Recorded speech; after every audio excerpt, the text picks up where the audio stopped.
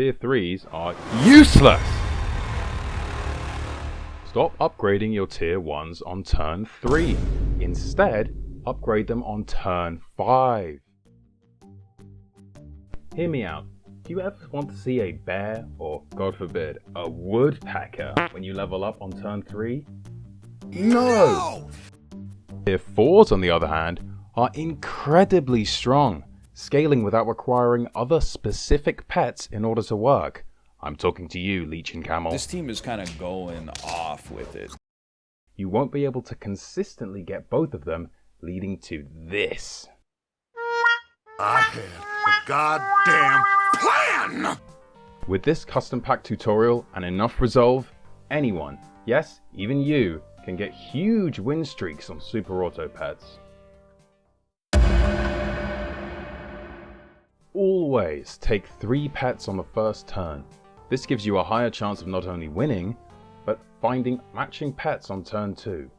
Do not be tempted by foods on the second turn and always roll for more matches here with that last 3 gold. However, be careful when taking a pair that shows up in the shop that does not match your current 3 pets. Only do this if you have no pairs at all when it shows up. Always place pets with the highest attack from right to left. Then, while sticking to that rule, move pets with the highest health ordered from left to right. Tempted to level your pets now? Don't do it! Freeze any meat you find whilst rolling for matching pets. If you do manage to get 6 of the same pet, you have entered what I call the Bison Force. Save all 3 of these level ups for turn 5 and buy a functioning bison right away. Of course, this is unreliable, which I will detail on turns 5 and 6. When you have 3 gold left after rolling, buy that meat. But slow down there, cowpoke. Make sure to place it on your lowest attack unit of a pet that has an upgrade ready to go and put it up front, even in front of ants. Turn 4 applies the same logic as turn 3. However, if you took moths originally, don't buy the second meat. Just put your lowest attack pet at the front and you're good to go. If you did get moths, keep an eye out for pills and freeze those instead of meats. These will come in handy soon. Spend the extra cash on rolling or possibly buying a jellyfish for a bit of extra momentum on the next turn.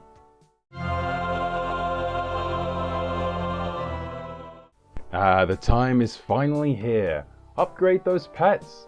Hopefully you've made it with at least 7 lives remaining. This provides you with much more flexibility and higher risk tolerance.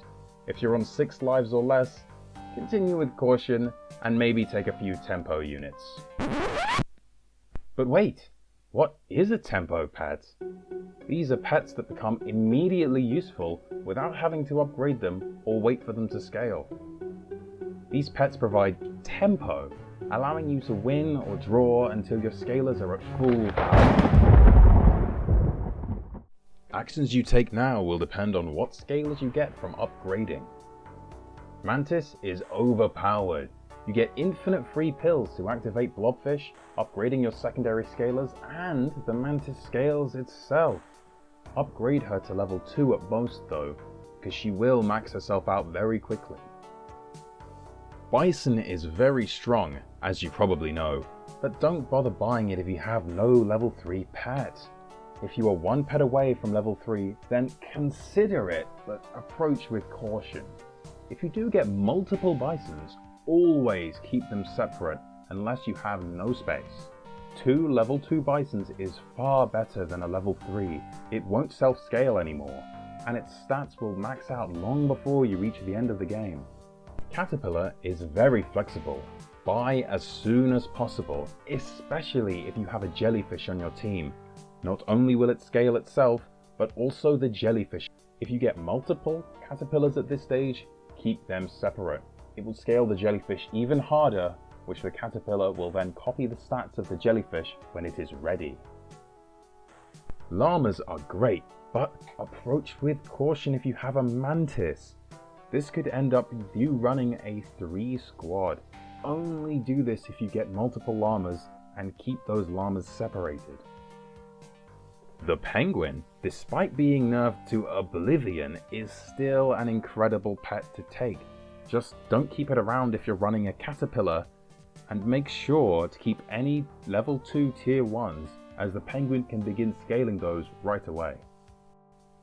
Dragonfly is a weird one, as with penguin you don't really want to keep it around for long when you have a caterpillar, but if you do get a level 2 dragonfly earlier than one of your scalers levels up, consider leaving the low level scaler at level 1, since it will gain similar stats as the dragonfly will target level 1 pets.